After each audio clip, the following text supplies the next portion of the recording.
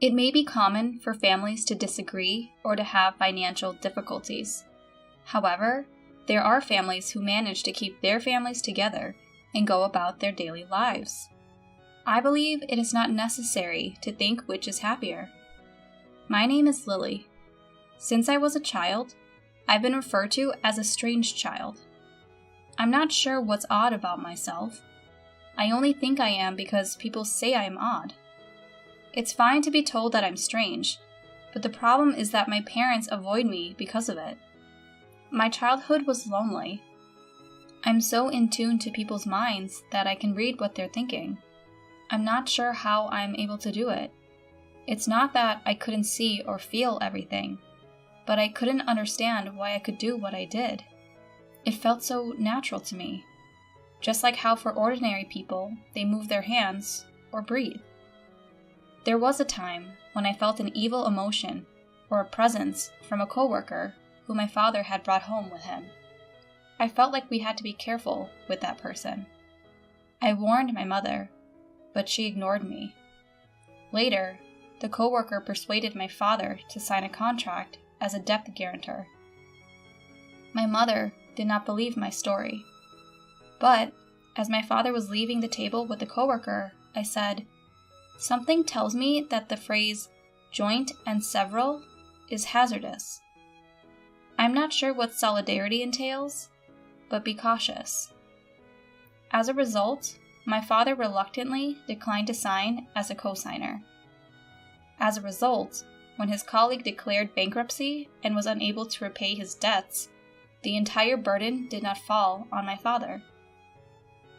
Another time, when I was out shopping with my mother, I felt a wave of unease approaching from behind me. When I turned around, I noticed a man wearing sunglasses and a hat, emitting that wave of unease.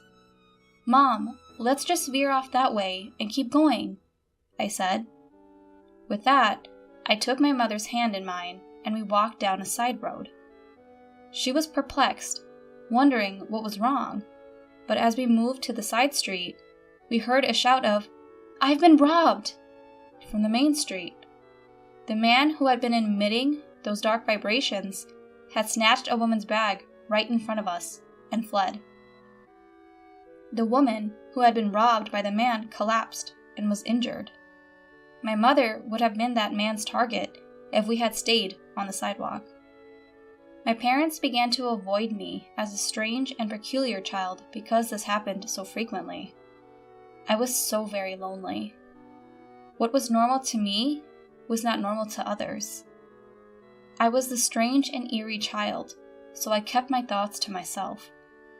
Even if I was feeling like something was wrong, I stopped expressing it, as if it were something only crazy people felt. I realized that if I didn't say anything, I was just like any other kid, and no one would think I was strange. Sophie, my younger sister, is 3 years younger than me. She is a typical child, unlike me. Unlike me, who is getting darker and darker as the years pass, my younger sister is becoming more adorable and cute. My younger sister was raised with the love from my parents, unlike me. My parents clearly preferred my younger sister to me. Sophie is a lovely young lady, but Lily is dark and shadowy. Lily is an odd child, despite the fact that she no longer says anything strange. I'm not going to say I've stopped saying strange things or feeling things only I can feel. It was something I made up to get by. I was sick of the pain this power was causing me, and I was doing everything I could to keep it under control. I grew up without my parents' love. It was either because my attempts to pretend I was normal gave the impression that I was unusual, or because once this unusual image was attached to me, it could not be erased. My younger sister, on the other hand, was raised with my parents' love. My spoiled sister sensed my parents' coldness and slight distance from me and began to look down on me. She used to say, "I don't like being around my sister because it transfers the darkness to me. I'm very attractive. but my sister has a negative impact on my image. She started saying things to put me down whenever she got the chance. My parents only tolerated her and made no attempt to correct her. She was approached by a scouter for an entertainment production company in town. She was asked to join their agency when I was in my second year of junior high, and she was in her 5th year of elementary school. She stated, "It's obvious because I'm attractive." They said I could be on television. My younger sister was already thinking about a career, which satisfied our parents. "You should take it slow and think about it. I have a bad feeling about this." I didn't want my sister to be in trouble, so I opened up about my feelings, which I had kept hidden for so long. My sister, who was unaware of my unusual ability, said, "Are you chastising me because you're not attractive and can't communicate with others like me? Don't be strange, and don't stand in my way." Her face turned red, and she reached for me. My parents, who knew about my ability, had either forgotten about it or were overjoyed to see their little daughter in the spotlight, and they stood by her side, accusing me. I then reaffirmed my intention to remain silent. I told myself that saying anything unnecessary would result in nothing good. An educational internship student was scheduled to visit my middle school one day. He was a male college student, a junior high graduate who aspired to be a physical education teacher. The trainee spoke of his educational dreams and gave a powerful speech to the teachers and students. He became very popular with the teachers and students, particularly the female students. As the intern responded briskly to the loud voices of the female students, I felt a black wave of dread wash over me. I had made it a rule to keep myself hidden and not reveal my unusual abilities. But when I saw that my classmates were in danger, I decided to break my own rule.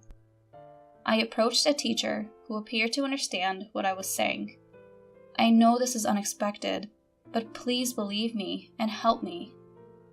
The teacher was perplexed by my abrupt statement, but he did as I requested and staked out a specific location after school. I kept the details from the teacher. I didn't tell him the details because there was no way he'd believe me even if I did.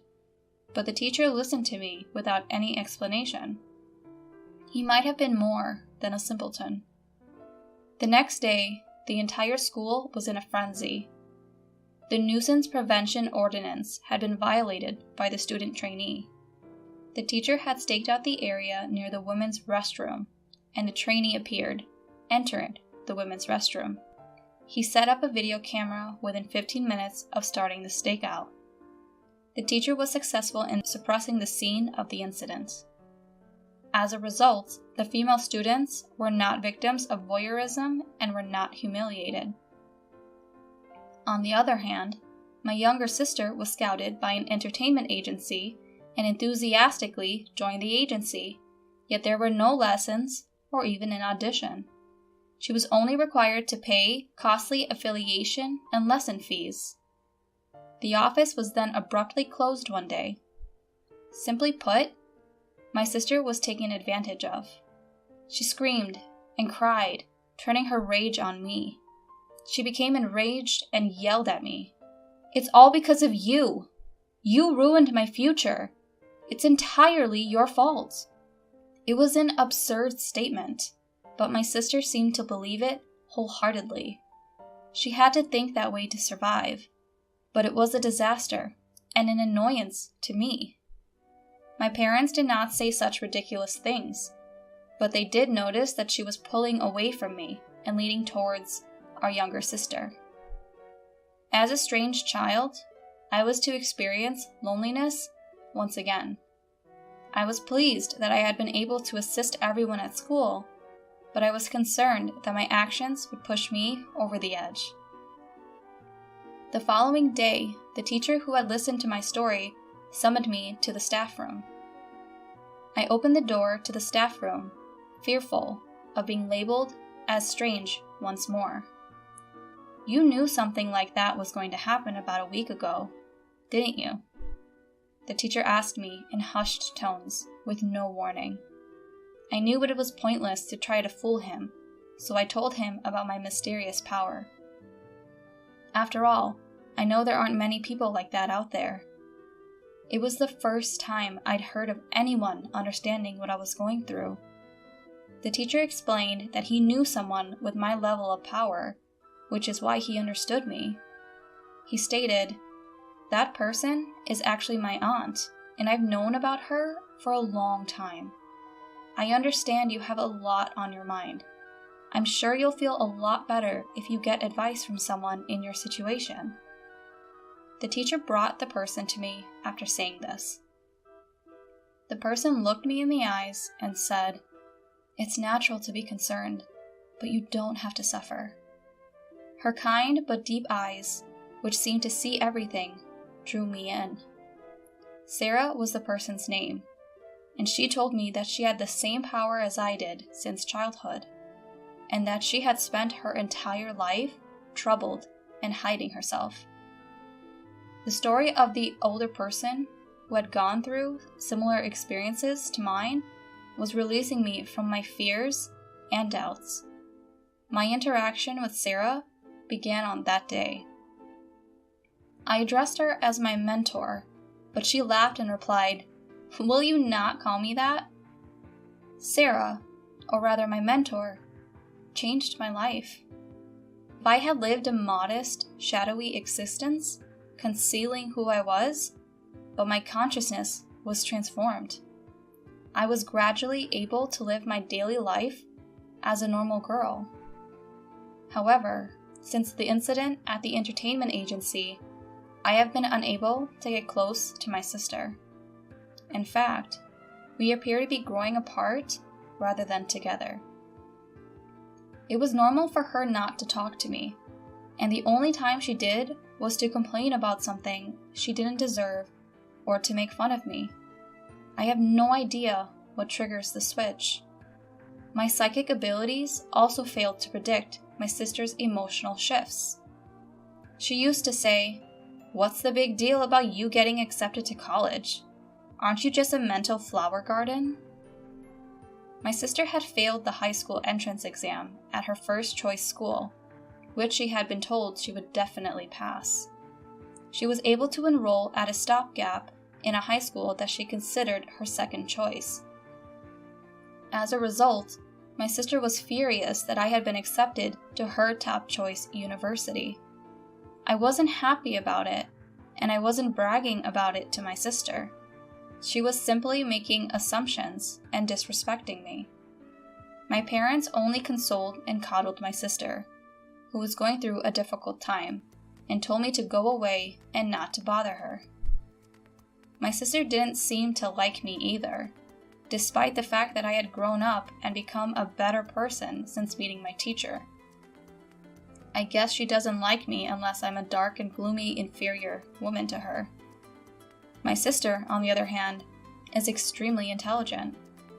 It's a wonder she didn't pass the high school entrance exam. She was very frustrated, and she channeled that frustration into her studies at the high school she enrolled in. As a result, she was the top student for 3 years and was accepted with a single shot into a difficult national university. She stated, "Heh heh, I got into the most difficult university. Your university is nowhere near mine." I responded to my sister's satisfied remark with a lighthearted, "Yeah, I guess so." I knew that getting too involved with her would be disastrous. My sister, on the other hand, thought my light response was a slight on her own brilliance and lashed out as hard as she could. My parents were scared of my sister, who would lose her temper until she calmed down, and whenever she got into this situation, all they could do was watch and worry. My parents blamed me for this, and concluded by calling me a liar-troubled daughter. I wanted to argue with them about which of us was actually the troubled daughter, but I had to swallow those words because I had to go home and didn't want to complicate things. Aside from my sister, I was nearing the end of my college career, and needed to make a decision about my life. I'm not as dark and withdrawn as I used to be, but I'm still not sociable, and I doubt my ability to form successful interpersonal relationships. My ability is to sense people's negative emotions. I can understand positive feelings, but people are more prone to negative feelings, and negative thoughts hurt me. I had been tossed around by swirling negative emotions in school, and I was on the verge of distrusting people. I was concerned if I could perform well in a corporate setting. I discussed this with my mentor. I was certain she had faced similar challenges, and I wanted to know how she overcame them. She stated, "I experienced the same difficulties that you are facing now. Maybe you should do something like me."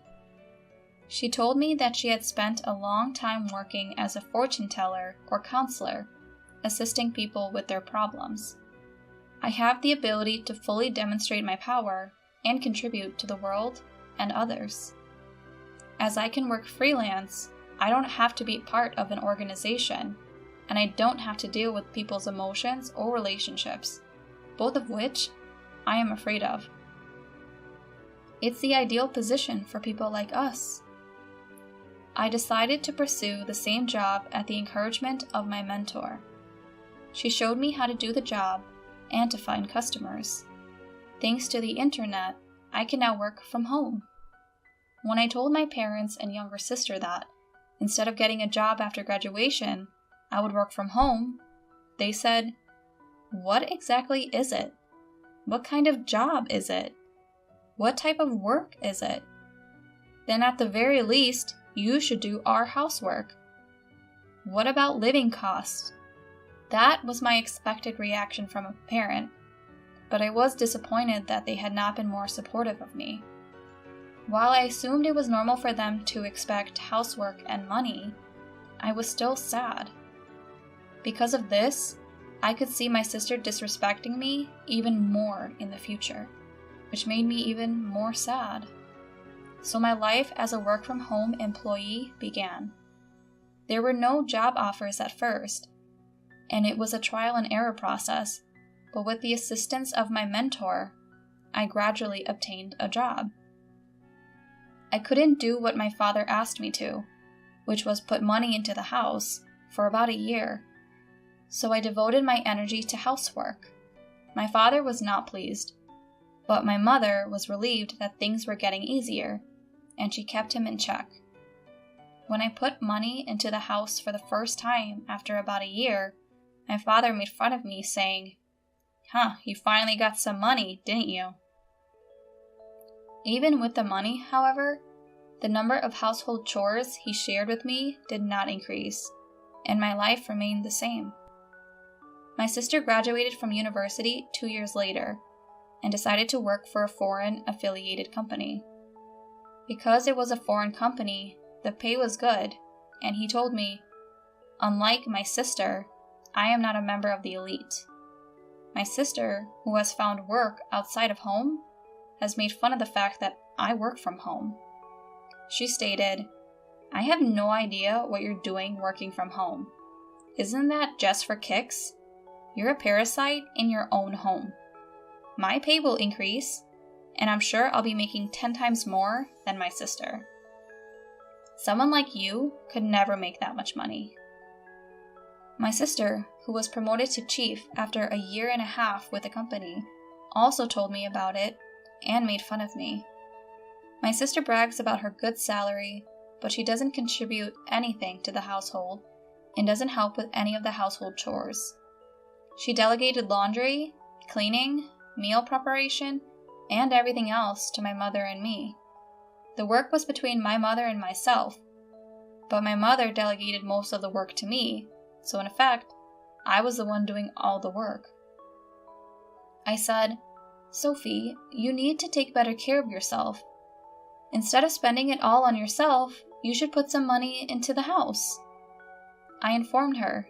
Then she said, "You're a waste of space, sister. You should do all of our housework. I'm putting the money aside for my future." She never pays attention to me.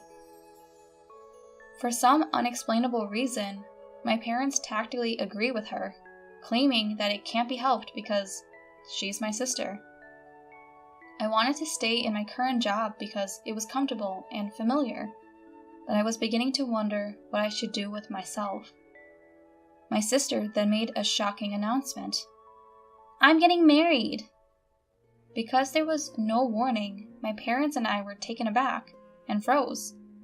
He is a wealthy man who earns more than $10 million per year. "Oh, I'm sorry I became happy first, sister. But isn't marriage just a pipe dream for a person like you?" My sister then said she'd bring her boyfriend the following Sunday. Sunday arrived, and while we were in a state of panic due to the rapid succession of events, the man she brought with her was a young man dressed in a suit and tie who appeared to be capable. "My name is John, and it's a pleasure to meet you. I've come to propose to Sophie." He greeted her with dignity and politeness. "I told you he was wonderful, and he is, isn't he? I'll be happy with him." "John, what is your job?" My father, despite being overcome by her boyfriend's aura, asked a question anyway. "I am currently undergoing training at a company owned by a friend of my father's." When I was perplexed by the term, my sister explained, "His father is the company's president. He is training outside of the company to be his successor in the future," she explained cheerfully. My sister seemed overjoyed at the prospect of marrying the company's future president. After that, we talked about various topics before Sophie's boyfriend bravely left. Despite a few gaps in the subsequent conversation, my parents seemed pleased with the impressive man. John, who appeared to be young and fresh, cast an inexpressible shadow of blackness on me. I'm not sure how to explain it because I'm the one who can feel it. I couldn't stay silent any longer, fearing that marrying a man with this type of darkness would make my sister unhappy. "Listen, Sophie, you've only been dating him for less than 3 months, so get to know him a little better before you decide to marry him." My senses were going off, so I couldn't explain and tried to reassure my sister by saying something vague. "What exactly are you on about, sister? He is a man of great distinction and a potential president. He is a distinguished individual and the company's future president. You're just upset because you compare your situation to my happiness. You're a pitiful person, aren't you?"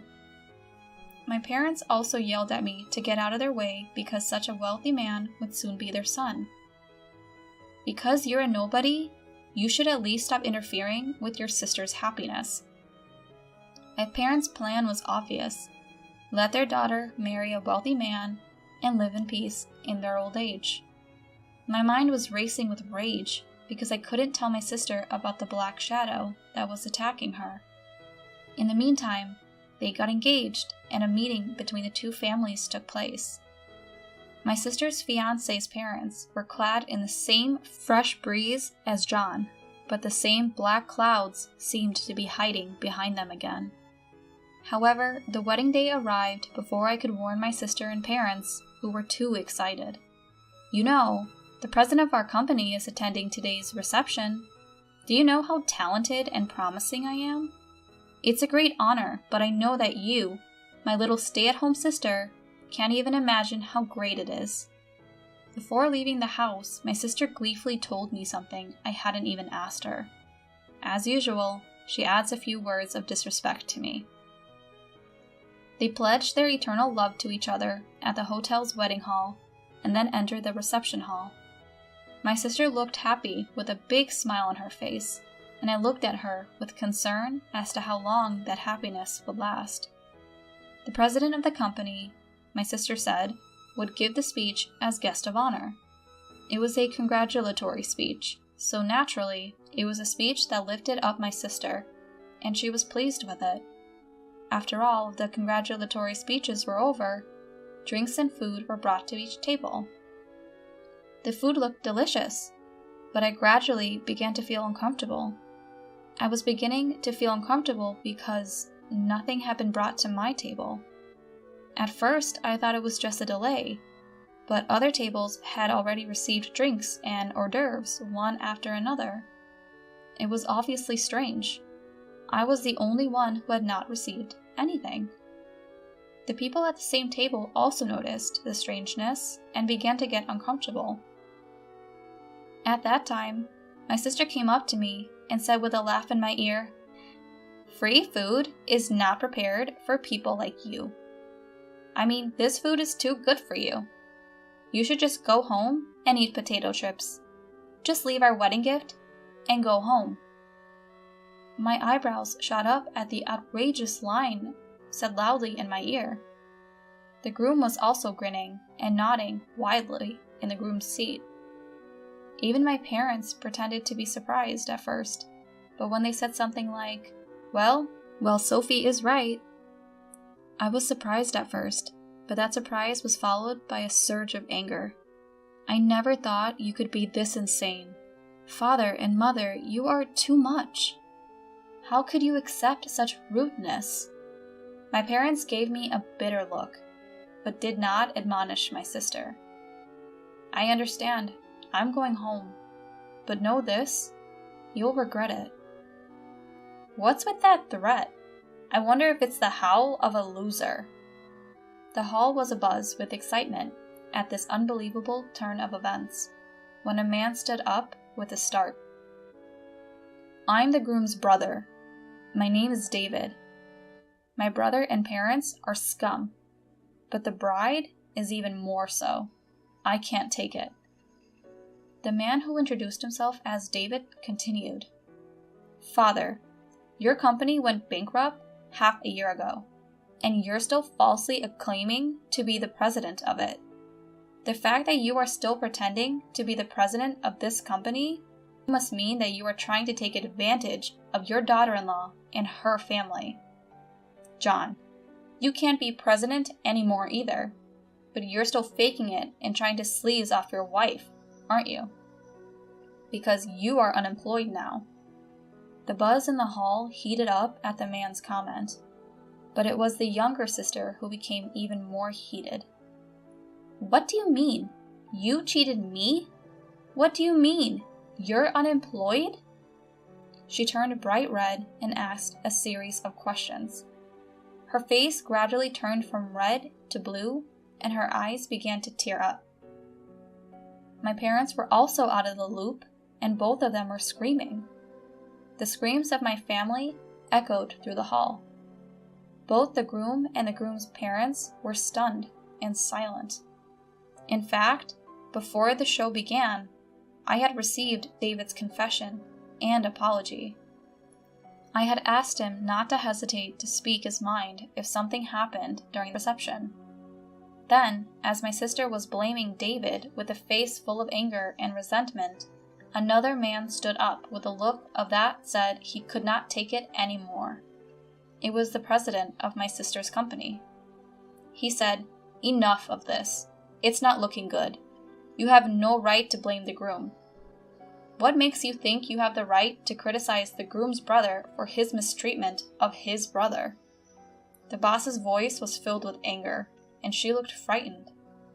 "I didn't attend your ceremony for your sake," he said. "If you weren't Lily's sister, to whom I owe so much, I wouldn't be here." My sister's eyes went wide when the president suddenly mentioned my name. "Oh, Lily? Lily has saved numerous companies from crisis. She is like a goddess among us business owners." Under my mentor's guidance, I started out as a fortune teller and life consultant, and then became an advisor for corporate revitalization. Although I had no managerial knowledge, I have used my powers to show the company the way it should go. I was right on target, and one after another, the companies that turned to me revitalized their corporate strength, and their business experienced amazing recoveries. For this reason, I have received the titles of teacher and goddess. My sister's company was also consulted 6 months ago, and with my advice, it was revitalized as a stronger company. The president of the company felt in debt to me and attended today's wedding. She said, "Oh no, I didn't know anything about that. Aren't you a stay-at-home nobody? Thanks to Lily, my business is going well. Thanks to you, I have a good job and now earn more than you do. I put enough money into the house, but my parents don't care about me. What do you think all that money was for? Oh, that money wasn't Sophie's. The parents seemed to have misunderstood. There was no way she could have brought money into the house. The wedding party broke up in a heap of confusion. Naturally, the wedding gift was fully refunded to everyone. How are we going to pay for this ceremony now that we don't have all the money from the gifts? Besides, I had relied on John's income and signed a contract for a condominium in my name. I can't pay the rent by myself if I'm unemployed. To the sobbing sister, John said, "You signed the contract on your own, didn't you?" "I don't know anything about it." "Divorce! Divorce! Divorce, you crook!" The wedding turned out to be a mess. This was also the result of his malice towards others for no reason at all. He might have claimed that he had a reason to be malicious, but there was no way that would have passed muster. Later, the young sister divorced John and demanded alimony. There was no way that John, who was unemployed, and his parents could afford to pay a large amount of alimony. And although they were barely able to pay for the wedding hall, it was nowhere near enough to cover the cost of the condo they had contracted for. The house that was to become their love nest was canceled without ever being lived in. However, the loan balance was not erased, and the loan was a heavy burden on the younger sister. In addition, the outrageous behavior at the wedding spread quickly among the company officials who were present, and the sister lost credibility. The president of the company gave up on her and sent her to a lower position. She had no place at the company and lost her pride as an elite employee. She wanted to quit the company and run away, but in order to repay the loan, she had to continue working there. She continued working in a basement reference room, doing trivial work and may or may not be of any importance. John and his parents failed in their attempt to become parasites on my younger sister. They too are struggling to make ends meet by working day jobs. Naturally, the older brother David had separated himself from his parents and younger brother. My parents had easily given up on my sister, who had hit rock bottom, and they came to me. But I said, "I don't want to be pushed around by you guys anymore. I'm going to cut you off. Goodbye." With that declaration, I left home, signed a lease on a new apartment, and began a new life. I took in my sister, who had fallen on hard times and began to have trouble making ends meet. My sister's salary had been drastically reduced, and she could not afford to put any money into our parents' house. Naturally, I also stopped the money I had been putting in my parents' house. My parents, who could not lower their standards of living, quickly became exhausted and were complaining every day. My business is going well, and I am helping many companies and people in a positive way. And to tell the truth, I started dating David after the wedding incident, and he recently asked me to go out with him. If things continue as they are, marriage is on the horizon. I can't help but look forward to building up happiness with David, who has a clear heart with no dark shadows.